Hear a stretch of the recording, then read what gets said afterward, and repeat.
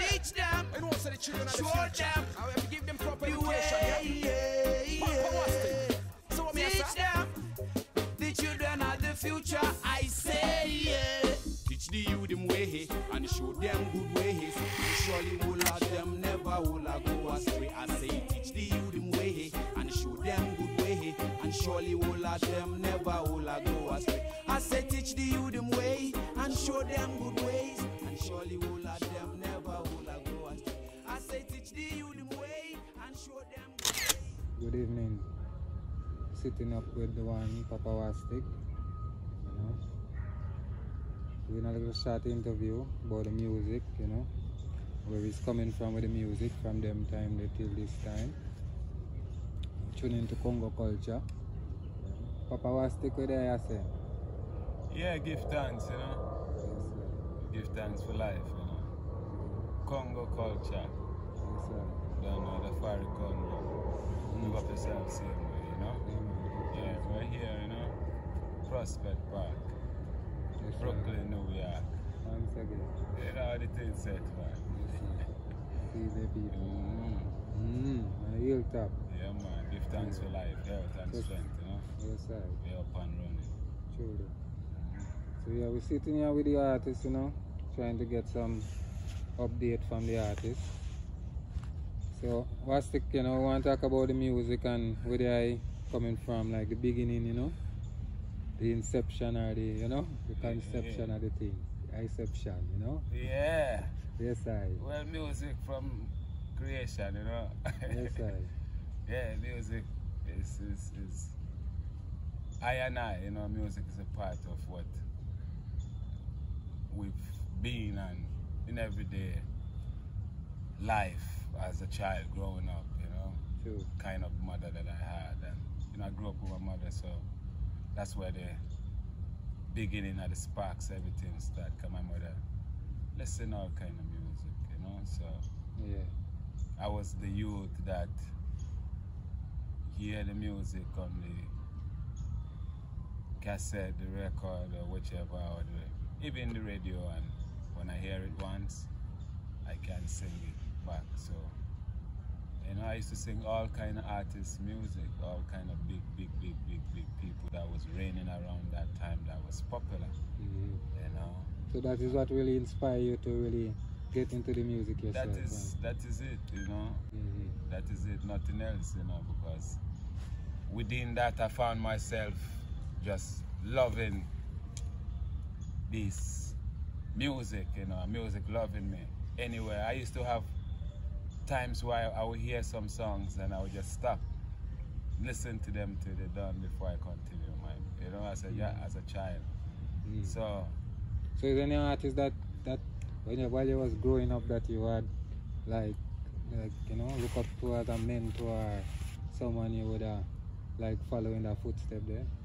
of course, you know, growing up in Ghana, in the era that I grew up, you know, I grew up to, you know, come to see the richness of the high life music. You understand what I mean? Talking about people like Nana Mpedu and likes of Akwesi Ampofweje, people like the Black Chinese. So them days like early pioneers within the high life music in Ghana. Exactly, you know what I'm saying? And I grew up in an era where those people were still active. Right, and I listened to some of the music there, and some of the music there was like mostly like political, and it talk about, you know, like social commentary. Like Social, exactly. Right. So how is it the music today from them time there? Well, you know, I would say, you know, as everything evolves and everything grows and expand, and you know, it's different. It's different. It's definitely different. You know what I'm saying? Because even the making of the music is different nowadays than those times. Those people was moving with band. Yeah. You know, like back in the days they had it was like a board kind of truck. Right. You know, only the front that is metal. We used to call it atonchi.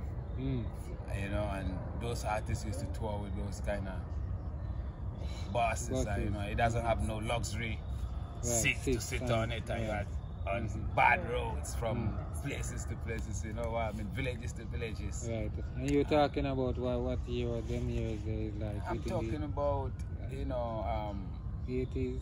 yeah, I'm talking about the late 80s, probably like, you know, 88, 89, you know, even in the early 90s. Yes, your generation. My generation, you know what I mean? We came to catch the last bit of those waves. So then you come in and you have the Nana 24s, and you know, you have the Kodrian Trees, you have the Daddy Lumbas, and you know what I mean, and all those were inspiration to man. Then when you go outside Ghana, do remember Lucky Dube and Alpha Blondie was blazing hot.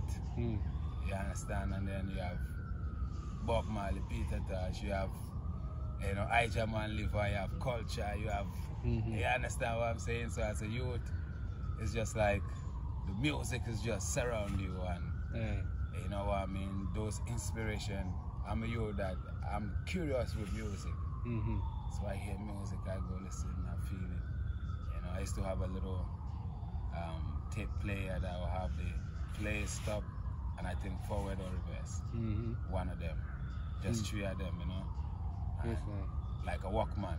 And I'll just put it in and be in my room sometimes, holding a vibe. And even rising up in the morning in my house is music. Yeah. You understand? So I wanna ask there, in them time how was like the reggae in the West, you know, what was it was the impact along with the high life music at them time, like talking about the late 80s? Well, it was, you know, obviously the high life music is the most dominant, or was the most dominant around that time. Ghanaians are very, very open with music. Ghanaians are very, very, very open with music, and give thanks for that era. Yes, that, you know, you have people, Ghanaians that used to live in the West and circulating the music to come home, you know. Friends that, you know, their family was send records and different kind of music, that this music used to also reach us. Because I do remember there was no internet, you know. Right, in them like we could access and them things. So, you know, through ones and ones circulating and sending music home, you know what I mean? And then we have the GBC one around them time there that sometimes play some of them foreign music also that, you know, we get familiar to. So I want to ask that again. So what was the first venue that I can remember that I perform as an artist? As an artist? Jano, I would say the first venue that I perform is a place called Hilltop Hotel. In the Eastern region, you know? Yeah, in my daddy's hometown, you know, Achimesiakwa, you know? Accra. Yeah, so I was a youth, you know, and because I love music, everybody in the village know me as the music boy. Anywhere music is, I am, whether it's funeral, whether it's concert, whether it's dance, anywhere, because I can sing those music. And when I'm singing it, people are watching me. I have crowd and crowds, you know what I'm saying? So there came a time, I think it was a Christmas, and the Hilltop Hotel was hosting some program. And, you know, two of them know that I had teamed up with a youth named Evans, and we had like a little duo thing happening. So they had me go up there and entertain the people, and I think that was one of my first like major interaction with crowd, you know, as an artist. You know, but even before then, I had performed other kind of people's songs and stuff, but performing my own kind of original track was that time. I think it was 1994 or something. So let's talk about the eye now and the Rastafari chat that, you know, that the eye had, you know, taken to, and I say the levity. Yes, I. Well, you know, Africa, you know, it's foundation at the Holy Mountain, you know. It's a Jalo obligate at the Zion more than the world, it's a Jacob. So, you know, we Africans, both home and abroad, you know what I mean, must in tune within our African self. So as a youth in Ghana growing up, you know, and you know, Ghana is one place that when it comes to spirituality, it's like heavy. That is why even now religion can progress in those places. Right. Because the people was already spiritual. Yeah. You know what I'm saying? And I feel like, you know, I was born in a time period where, you know, certain vibrations was happening, and as a youth, you don't know nothing. You know, like I was saying, when we were listening to those reggae music and stuff, it was just musical. We didn't know nothing about nothing. We just loved the music. Right. You know what I'm saying? And so, but then the lifestyle of me, myself, everybody that knew me as a youth, you know, it's more of root, man. You know, I didn't like cut my hair. I was always bushy. I love dress certain kind of way, you know what I'm saying, where, you know, I feel like the liberty was embedded in me from birth, but it's just that it took a time for me to come to realize it. No, my first realization, I think it was the early Emancipation Day organization in Ghana, one of them early days when Elder Bongo them forward. You know, you're talking about Emancipation Day, that is African Liberation Day? African Liberation Day, but you know, early times in the 90s, there was one of those organizations where they organized an event for that, and it was a big one in the Cape Coast Dungeon. Okay. Where some people say Castle. Castle, right. And yo, as a youth, when I went there and I seen all these mighty men and women, you know, I'm talking about Rasta man and Rasta woman and even children, and you know, and you're feeling some vibration within the atmosphere, within the airwaves, even some smell, scent, you know what I mean? Meaning scent of the dungeon and such? No, no, I'm talking about the people. Oh. That was one of the early first time that, you know what I mean, I went to, you know, went to such event, and I was like, yo. It was a Pan-African event? Yeah.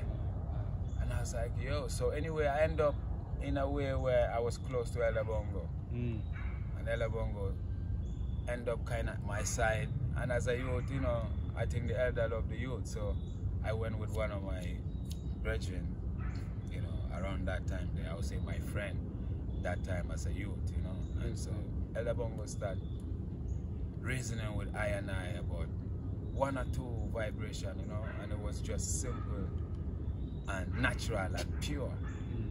That after the event, I sit down and just reminisce, and I'm like, yo, these vibes here is like, you know, it's almost like we're used to church and pastor preaching and all that, right?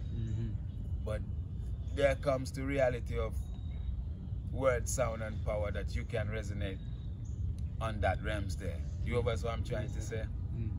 So then that was one of the early buck, but then I was I used to be in a scout as a youth.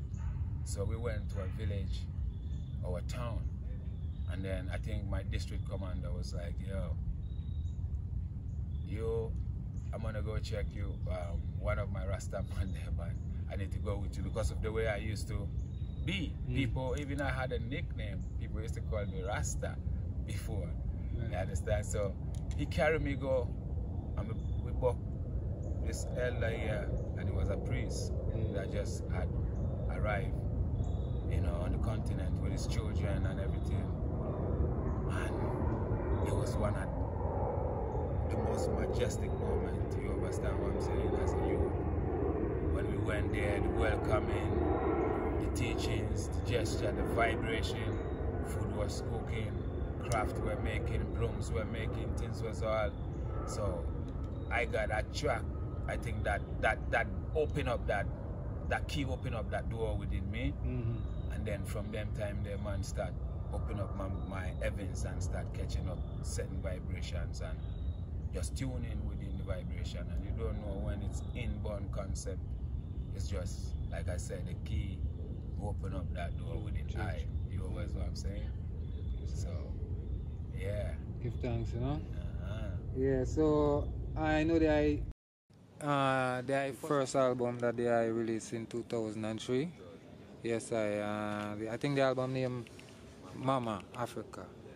Right. So talk about that album there and the works that go into that you know, that project. That Yeah, give thanks, man. You know, before even that album, you know, like I said, I started, I've been performing, you know, so I had moved, in the 90s I moved to the east, to my dad's place, and then I moved back to Cape Coast, where, you know, my mom is from and where I grew up, you know, so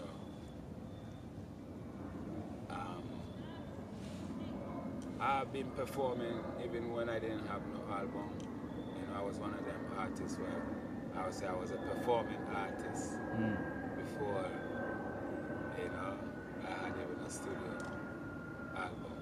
Yeah. You understand? So Mama Africa was one of them albums that in the early days in Ghana, you know, if you are not on certain genre of music, this was the time where hip life was in session, you know. Hip life was in the earliest time where dominate everywhere. Everything. Everything in Ghana. You understand what It's the main music that time. Yes, because do remember, you know, that time the youth, you know, it's, you know, the world was like how reggae would have been for Jamaica now, so high life would have been for. You understand what I'm saying? So hip life was the main thing. So even to have a producer producing, you know, an album like Conscious album, or you would say a Roots album, like, you know, what I wanted to bring out, it was impossible. You know what I mean? You could have do it, but the reach wasn't gonna reach nowhere around that time there. You understand what I'm saying? Yes, sir. So as a youth, you know, I enter many places, you know, trying to find who can produce my stuff or who can work with me. Right. Because I had known many of my colleagues that were signed and out already with album around that time, when I released Mama Africa, because it was 2003. I had wanted to release my album around the year 2000, 99, 2000, but I couldn't, so I just keep just doing my performance, any performance that I will have. Until the opportunity come. Until the opportunity come, you know. Right. The opportunity came when I myself had a vision of putting out an event, you know, for certain artists that was in Cape Coast and myself. Right. And show that event, you know, just to cut everything kind of short. There was a person there that came to watch, and after I performed, they wanted a CD from me. And I told them I don't have no album yet, and they couldn't believe it. They were like, nah. You know, artists like you must have an album out now. So to cut everything short, that person ended up producing that album. Africa. You know what I'm saying? Yeah, man, big up yourself, Gabriel for Sati Balan. And you that work with that album. And that is the first album from Paapa Wastik. That is my first album. You know, that has songs like Into Makata, yes. And like I was telling the eye on the point, you know, so I had to be creative on how I even recorded that album, and tones and set rhythms and things that I had to use to reach, you know, the people of Ghana. Right. So I had different kind of waves on that album. And, you know, people love the album. This album we had in Tumakata there, so on the album, you know, I mean, we had a tune called Ama. That was more of like a fast tempo. And people love that song. And we had all kind of songs. I hear you, man, all kind of songs. High Time Girl and all you know. From that album? On that album. Yeah, Mama Africa. Yeah. Okay. And then there was a second album release, right? Yeah, a second album. And that was, I know you went to Jamaica and worked with, it was Tough Gang at Tough Gang Studio. Yeah. Work with some of the artists them down there. You can speak on some of that. Yeah. So, you know, boom, I had now moved from Ghana, surely, in the West. Now I'm in the West working, so even before coming in, I had started compiling, you know, songs, you know. So I had some songs already that it was done home, you know, songs like Woman, you know, songs like Too Many Confusion and all those songs had already been done home. And when I came to West, I started working on other songs. But I wanted to produce an album that, you know, was more transcontinental, you know, but yet rootsy enough and stand on my ground, so that message. Right. And also, I wanted that feel, you know, of, you know, the original sound of reggae, you know, that comes out of Jamaica. And so within that time, I was planning, like, okay, when the opportunity comes, I think I'll do some few songs in Jamaica and possibly at Tough Gang Studio, because, you know, the legend Bob Marley, you understand, in Ghana, everybody knows how that is, you understand? Sure. And it's very, very important for I and I. So within that time, you know, I just start working towards that myself, because, you know, independently I am on work, you know what I'm saying? So then I come back, a friend like who introduced me to this person that owned a record label called Rami Records, and they say, yo, and so we come in a collaboration, and boom, we say, all right, chose the songs that we wanted to do, and a song called Fire Badennnggg'nnn, and a song called Makuma Muhima, and a song called Home Sweet Home, and a song called Teach the Youth. Yes, sir. We decided that those 4 songs we would definitely do it in Tough Gang. So, boom, bam, we just made the move and made that happen and manifest. Yes, sir. Mission. So who are some of the artists them that you work with and that On that project, Yeah. well, most of the percussions on those project was with Bongo Herman. But you know, Bongo Herman was an elder that I already kind of familiar with. You know, he been to Ghana. already, okay. All that, you know what I mean. And so, on the featuring side, you know, I had Loot and Fire on Fire Badennnggg'nnn. And I have an artist named Jamarcus. OutaNational. You know, also on Teach the Youth. And then I did the Home Sweet Home myself and Makuma Muhima myself. Right. I had a third album released and the fourth one I Story. Yes, I was there at that album release. We had in Brooklyn here for it still, you know. Yeah, but we can't skip Unity for Africa. You know? Oh my Lord. How could I and I, my Lord? Say Unity for Africa is the third album. Yes, I. You know, yeah, same way we did some of the works at Stephen Stanley Studio, and also what you call it, Anchor Studios in Jamaica, and you know, even at River Nile, Jamaican Studio, did some touches also same way, because Unity for Africa was mainly featured Jamaican. Okay. And I on that track there, you know, which ended up being the album title, you know. Okay. Unity for Africa. And that was released, that album they was released in what? Unity for Africa, I think, was released 2012. 2012. Yeah. True. You know, so we have serious times and True. what you call Who Make It and all them kind of tune them on that album. You know what I'm saying? Waiting Patiently. Right. All that is on that album. You know? Okay. So after Unity for Africa came I Story. Yes, I. I know that I did get nominated, right, for in 2017. Yeah, we've been nominated on many other things, you know.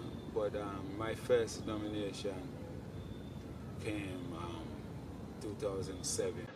So talking about nominations and awards, you know, as a person that I am not too, you know, like, how do I phrase this without sounding any kind of way, but even when I got nominated on that award, I wasn't present, you know, because I don't work specifically for awards. Like those who knows how I do my music. You know, you have some artists that release them album or their singles around times to catch in with the awards and stuff. I'm not that kind of artist, you know.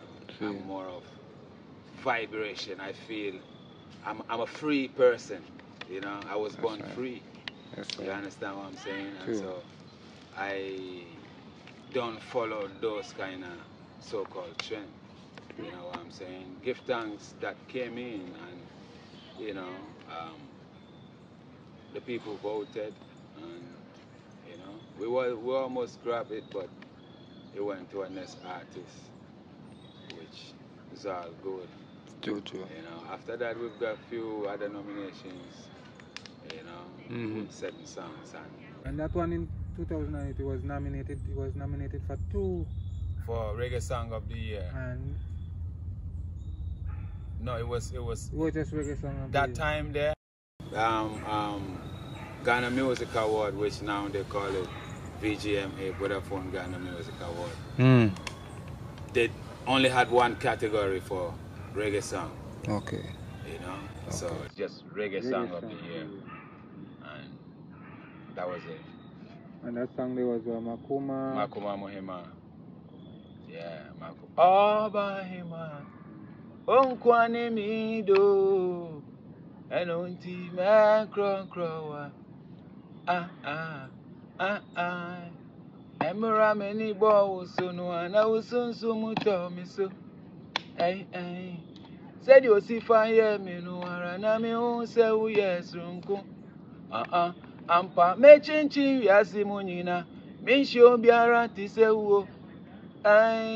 Wabanche me nya upe biara na me so me se me ya mama wo fi se wo ye ma kuma muhima, you know.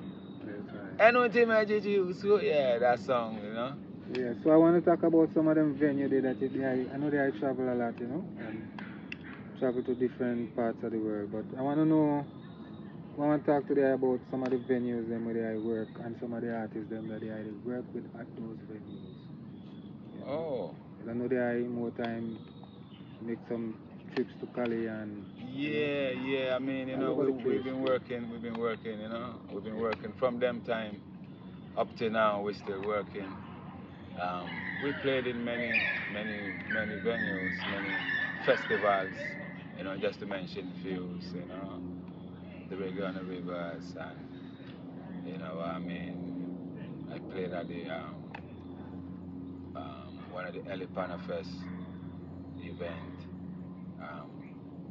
you know, the Sierra Nevadas, the Northwest Reggae Festival. Reggae on the Reggae on the River. Louisiana Reggae Fest, and you know, quite a few of them, you know what I mean, and even cross into Canada and play some of them events out there in the British Columbia area, and you know, go out there call it? I think they call it the British Columbia. No, they call it the Ska, British Columbia Ska Reggae Fest out there, you know. So we've been working and we're still working humbly, you know what I mean, just giving thanks, the message reaching the people, because anywhere we reach with the music, we get a good response and see the people them like receiving the music and full joy in the music, and also taking in the message that we are bringing across, and you know, it feels blessed to know that the people are resonating, and you know what I mean. Because you know, it's like anybody, you know, it's like the woman that cook the food and go to the marketplace to sell it.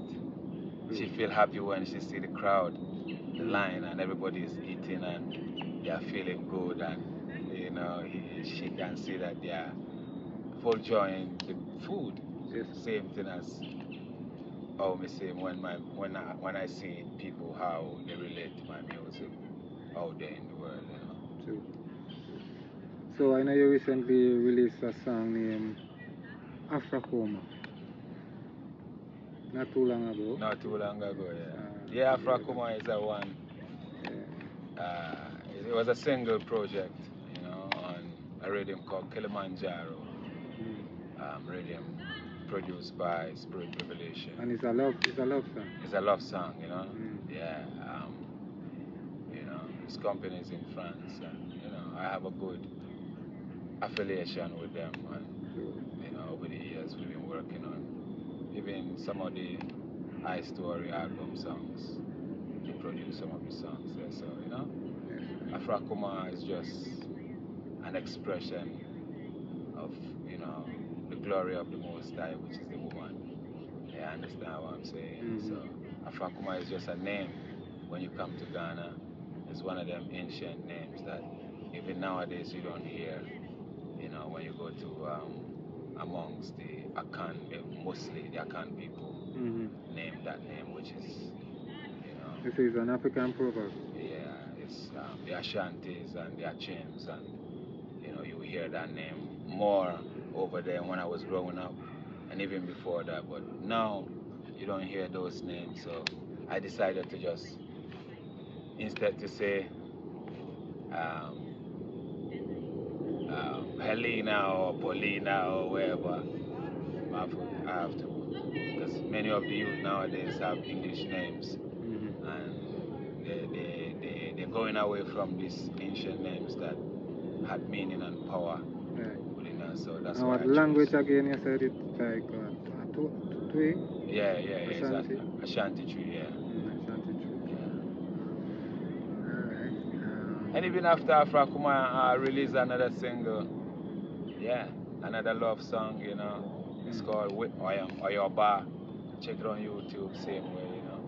Oyoba, you know, on another compilation project, you know, on a rhythm called Where the Money There rhythm, produced by Kormanti Music. And this is most recent? That's the most recent. You know, that's the recent of the recent of Paapa Wastik. After that, I haven't released nothing else. Yes, so I know they take the eye off of the scene for a little while and doing some, you know, dealing with the family and such, you know, working on some private projects. Of course. But what do I have, you know, what for we the fans and you know, the ones we follow in Paapa Wastik, what should we look for in the future from in Paapa the future? Wastik? I know they have a couple albums where I must be working on and such. Yeah, even though I mean, we don't stop, you know, putting in the works, whether, you know, in the front stage or the backstage, or some would say behind the scene. We don't behind nothing, we over the scene, you know. So over the scene, when we're sitting at the heavens and just rain and watch the grounds, you know. Yeah, still working. We have enough songs. We have some heavy songs coming. That's all I would say to the fans. Like, you know, we have some real authentic, you know, music coming very soon. I was supposed to release some of them a few months ago, but I had some other works that, you know, I had to commit myself into, and so I was like, okay, no release nothing. Take time out. Take time and hold it properly. And so the album itself is like 90%, I would say 90% ready. It's just one fine tunes and one or two things, and then we'll start give them singles. And that will be the fifth album coming? That will be the fifth album, yeah. Yeah, we'll start give them some singles. So we can look out for that in the new year? Definitely, I mean, yeah. I don't have a date and I don't have a name for the album yet, you know, but all I know is there's some good things coming, and enough respect to all the ones who have contributed towards that album and towards the sound that I'm bringing out, you know. I won't mention no name right now until things start revealing itself. Makes sense. You know what I mean? Then so, we shall. Yes, sir. So they have what them call it, them would call it wouldn't say slang, you know, or slogan, but they have what them say it, a theme or a signature. Yeah. Badennnggg'nnn. All, yeah, man. Let the people have know. Full time, you know, up to the time we say Badennnggg'nnn to the world, you know what I mean? And everything Badennnggg'nnn, you know, splash, big and large and black and beautiful, and you know, them way there. So, yeah, we say, watch out, and you know, don't feel like if you don't hear one or two things from us, we are not putting in the work's still putting in, but like you all know, you know, most of my fans that really like follow and know how I work, they know that I'm one of the artists that I don't put in too much a rush, you know, with the work, because all my songs are like my children. They represent, you know, my children in a next scene where I love them so much, so I can't just rush with nothing. It has to be done properly and, you know, make the fans them get the real Badennnggg'nnn. You know what I mean? So it's coming very soon. Yes, right. Yeah, so sitting in here with the one Paapa Wastik again, reasoning about his music, you know, brethren from, how you say, Ghana, Cape Coast. Cape Coast, Ghana. My Lord.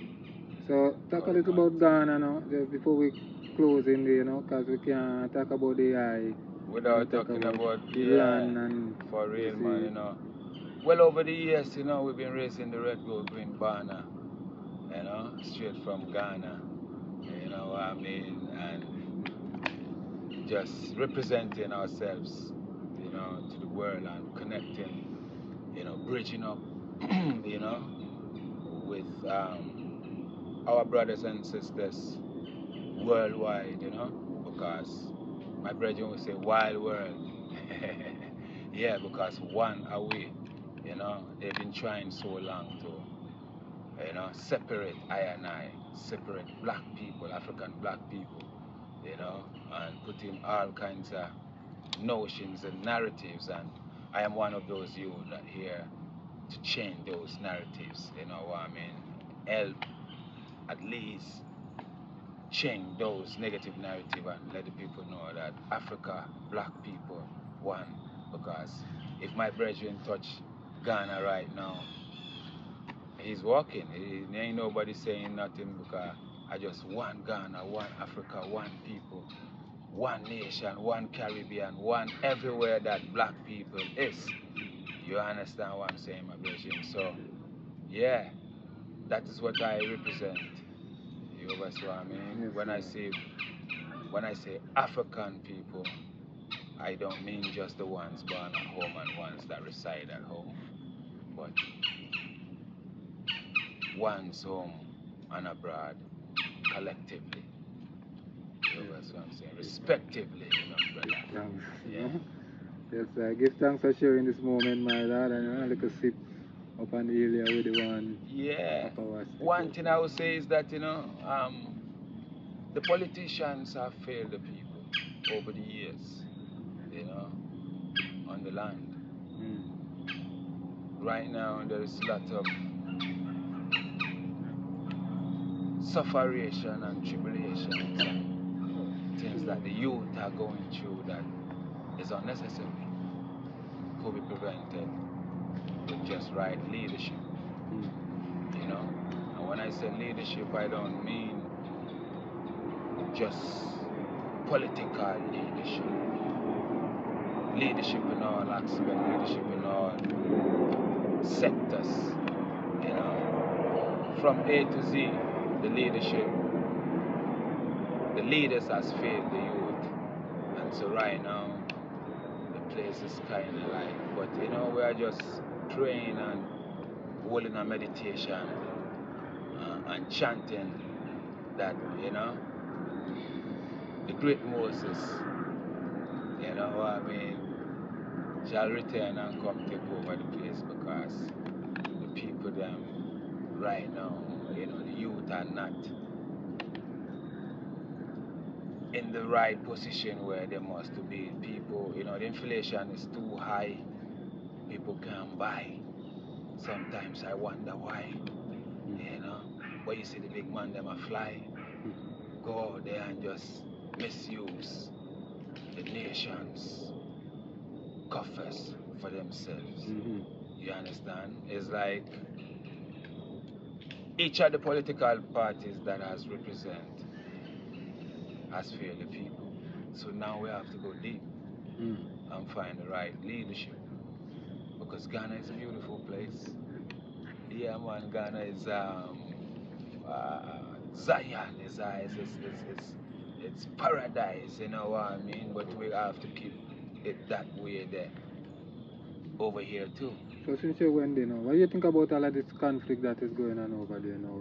Not just, because Ghana, we know Ghana to be kind of peaceful and, the people them loving over there where you don't find too much. When the leadership fails, the people suffers. And that's all I can say. When the leadership fails, the people suffer. So at one time, people can find themselves buying some even bread or buying some nice food to eat in a reasonable way, and then now, boom, everything is way up. And Lord and Majesty, there is not too many work for the people and the youth them, to participate and survive. The system is not working because it's like counterclockwise. Whilst we're moving clockwise, the system that rules us is counterclockwise. So how you think you're going to have a good solution? You understand? There's going to be greedy set of people that just want to have everything and leave everyone dry. You understand what I'm saying? So until something get done, until the people wise up themselves and realize that, it's all it takes is good leadership. Once you have a good leadership, sentence can, although it's a worldwide crisis everywhere in the world, people are going through. But those that have a little bit of good leadership are not facing like those with bad leadership. And you see children suffering, and you see elders suffering, and you see the whole place in shambles that not supposed to be, which is very, very sad. But like I said, man, we don't lose hope, and we're not running away from our homeland, our motherland, our sweet, sweet Africa. We have to be there to also make it work. We have to be in because nobody will do it for us. Yes, So we are still standing no matter what the situation. But the current situation is not pretty at all. Yes, good thanks. So I wanted to talk before we leave. I wanted to talk about the rising music in Ghana, reggae music in Ghana. We know we have some artists over there that is rising up. I just wanted to hear their viewpoint and how the music is going in Ghana and the direction to the youth. And maybe you have advice to give them. And Well, them know the advice already, Mm-hmm. We have a saying in where we come from. We say, "Obin Chirakwadanyami." That means no one show the baby God. No one show the baby God. Nah, you can't show the baby who God is. Right, you must such out that. No, the baby knows who God is already before they come from the womb. Oh my Lord. Yeah, they already know God. So it's the confusion with the world, the conditioning, and the Exactly. confusion with the world come giving out. So that's what we I know that as now, if you pick up yourself as artist, you must know your responsibilities. You must know yourself and how it goes. Ghana music is, growing up, it's growing. Big up 1, 2, 3 people were, doing the right thing and, making sentence go. But there's enough artists in Ghana, man. Many. At one time, it wasn't like that. At one time, we weren't, the numbers wasn't plenty, but right now, there's a lot of, and I'm talking about great artists too, good artists. It's just a matter of time that the world will get to know all these artists. I just want to say that they should, the media and the DJs and the radio presenters must not be biased of just looping same kind of 3, 4 kind of artist music on the radio. They have to broaden their scope and start push out some of this good talent out so that the world also can, hear about, some of these great, good, upcoming Ghana music artists. Yes, so we're going to seal up, I don't know if they have a few words for the massive. Congo culture. Yeah, man. Give them the roots and culture. Yeah, man, born out culture. It's Paapa Wastik. When we come in here, we say Badennnggg'nnn up to the time. Just, be in tune, be real, live life to the fullness, you know what I mean?